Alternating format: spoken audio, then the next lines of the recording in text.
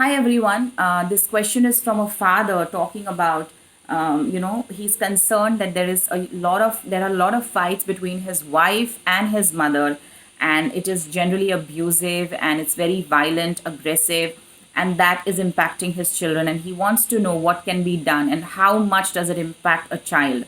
So this is domestic violence, violence between adults in a family, between family members, whether it is verbal abuse, whether it is physical abuse, whether it is sexual abuse, any sort of abuse between adults is definitely what you call is domestic violence. And domestic violence has far reaching consequences on the health of children and all the other family members involved as well. Because of the lockdown, we are all forced to stay with people with whom we strongly disagree, we strongly dislike, or we hate, or we don't want to stay with them.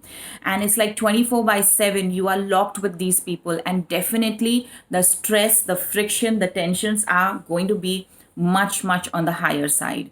So it's important that first is we all as adults must conduct ourselves well, because all these things have far reaching consequences on your child's mental health, on your child's EQ, on your child's development. Okay, so that's very important. So as a father, there are a lot of things that you can do. First is, I think you must be taking the accountability and responsibility for stopping this and for not allowing these two women to fight in a way that is affecting your kids, no matter what their concern is. But they cannot be fighting before the kids in such a way. So it's important that you sit with both the ladies and give them certain ground rules.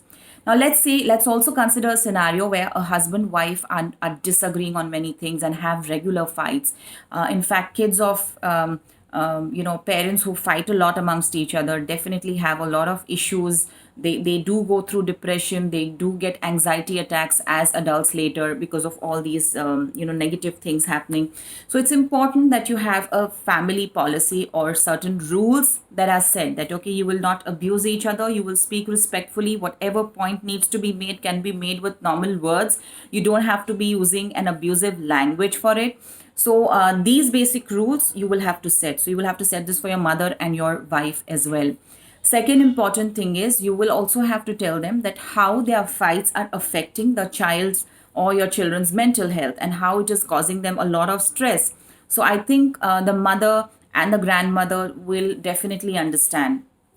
Third important thing is you have to take your own children and sit with them and talk to them, because when children see fights, when children see this sort of abuse, they start assuming that the only way to deal with a conflict, the only way to solve a problem is by fighting, yelling, verbally abusing each other, and that's it. So it's very important that all of us have this basic thing in our mind, that when you have to solve a conflict, there are different, you can say, productive and possible civilized and approachable ways of doing it. You don't have to use the negative in the superlative and try to solve your interpersonal relationship issues, because then children also learn the same thing. They are copying you, they're seeing the anger, they're going to copy your anger, they're going to copy your language, they're going to copy your mindset, they're going to copy your attitude, they're going to copy your fears, they're going to copy your defense mechanisms, they're going to copy everything.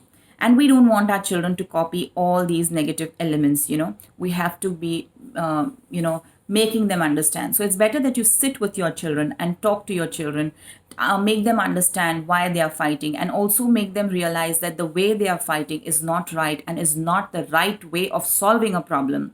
Have a solution based approach before the kids. Assure them that they are safe, assure them that you as a father are going to be with them and help them out, and you are going to try and solve that problem. Assure them that there's no need for them to be afraid of, or they should not be scared of anything.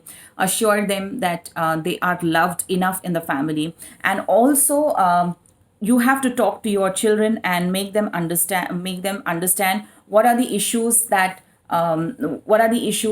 can that can be solved and that cannot be solved. What are the things? And also ask, if your children are, like, let's say, teenagers, you can ask them, what do you think you would have done in their situation? So this dialogue with children is also equally important. It's very important that our children also feel, acknowledge, okay, there is a problem in the house. By not talking about that problem, I mean, you're simply giving your kids everything, you're simply trying to be very good to them while your mother and your wife are fighting, is not the solution. You have to talk with your kids also, because they are a part of the family. You owe them that explanation, first thing. And I think where there is a lot of parental conflict or interpersonal conflict in relationships in such families, these kids become vulnerable to the attacks of sexual predators from their family members or from people outside. And that is the worst part. So domestic violence jab bhi hota hai, whenever this domestic violence happens, there are, if there's a sexual predator nearby, he will most likely target these kids, these affected kids, rather than kids of a very healthy family, emotionally healthy family.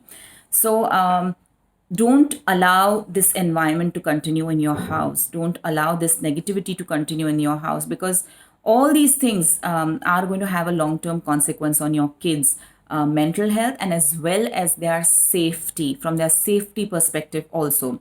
Because in a domestic fight, what happens is, there are many times when we say things that we don't mean, and we don't want to. For instance, there was a case where the mother constantly repeated, I want to die, I don't want to live in this condition, I want to die.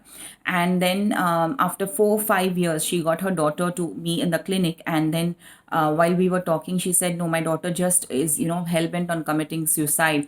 And at that point of time, everything was fine, everything was sorted, but the mother was not able to realize what was the issue that the daughter was facing. And when I took the case study of the daughter, I realized that this fact of this simple, I mean how she took as a child was that, okay, the only solution is death, that's it.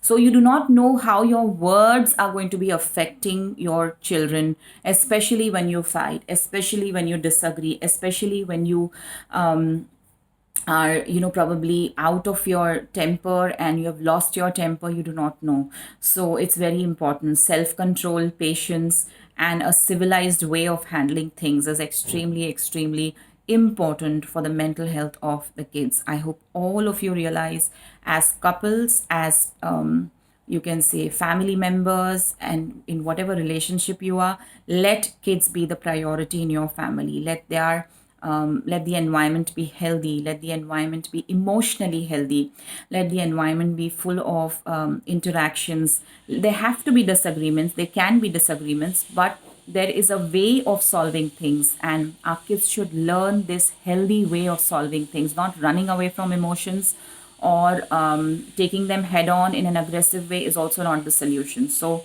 all these things please keep in mind, and I hope you are able to deal with this by talking to your kids and talking to your mom and your wife. And I hope you succeed in getting things in place. Thank you.